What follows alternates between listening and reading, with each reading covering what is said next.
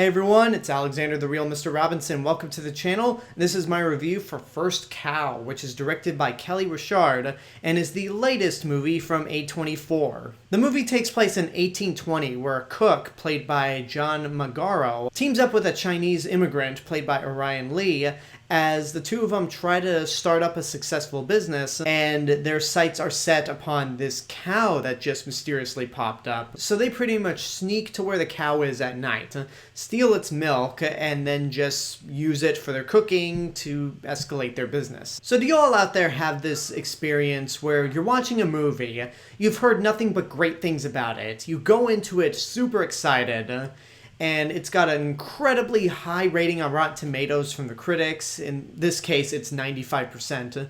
And then when you finish watching it, you go, wow, that sucked. First Cow is that movie for me. So I'm sorry to say that. Now, I actually went into this movie with some optimism. I had not heard about this movie at all. I never knew what the plot was about. All I heard was just that it was really good and one of the best movies of the year. And given that A24 has a really good track record, I thought, sure, I'll bite.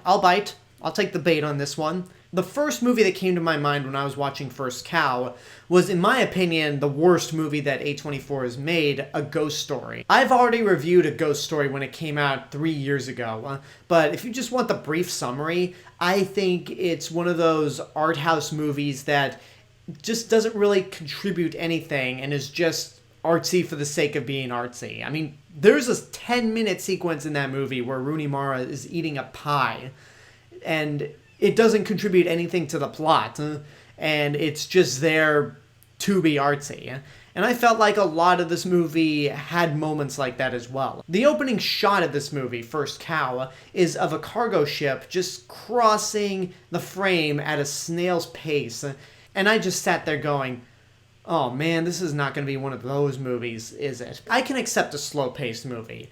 Ex Machina is one of my favorite movies of the last decade, and that had a very slow pace. But the other thing that made Ex Machina or something like The Lighthouse more interesting is that it's an original concept, and you're just invested in what's going to happen next. This movie's based off a novel, and with what we actually got in terms of the movie itself, I don't think this really warranted being 2 hours long. Because really, the ultimate problem I had with this movie is that it is just so sluggish and so poorly paced, with so many lingering shots of nothing happening, that it is just plain boring. I really had a difficult time getting invested in what was going on, and especially with these characters, which, if I'm going to say anything good about this movie, because it's not a total loss, I don't think it's terrible, or even one of the worst movies you'll see this year, I just personally don't like it. The performances are at the very least good. Once the movie actually gets into the plot, which doesn't really happen until the hour mark, it gets slightly interesting. And the last 20 minutes, I'd say, is actually pretty good in my opinion. But you have to sit through so much pretentious padding that it was not worth it in my opinion. Especially for this movie being 2 hours long. Like, an hour and a half, sure, but 2 hours? This was not a story that really warrants being 2 hours long. I don't really have much else to say about this movie. The best I can say about it, in terms of whether or not to recommend it, is that if you like slow-paced movies, like A Ghost Story, then you'll actually like this movie quite a bit. A24 films usually are an acquired taste. There's a lot of movies that are perfectly accessible, like The Disaster Artist, Lady Bird, Ex Machina, but then there are some movies that are just totally nuts, like The Lighthouse. So I would personally say,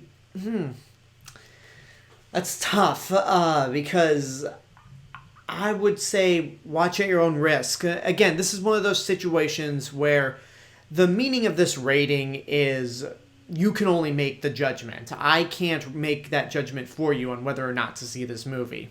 I mean, you could call me stupid all you want, you could call me ignorant, but this is one of those very rare times where I'm siding with the audience score on Rotten Tomatoes. I don't look to the audience score, and I usually find myself disagreeing with that portion more than I do with the critic side. But this is one case where I'm like, yeah, I cannot get on board with saying that this is one of the best movies of the year, because it is boring. And there you go. That's my possibly controversial review for First Cow. But now I want to know what you guys think about the movie. If you've seen it, what did you think? Whatever the case may be, let me know in the comments below. And until next time, I hope you enjoyed this review. Don't forget to subscribe to the channel, give this video a like, leave a comment, support my Patreon page, follow me on social media, and until then, this is the real Mr. Robinson telling you there is only one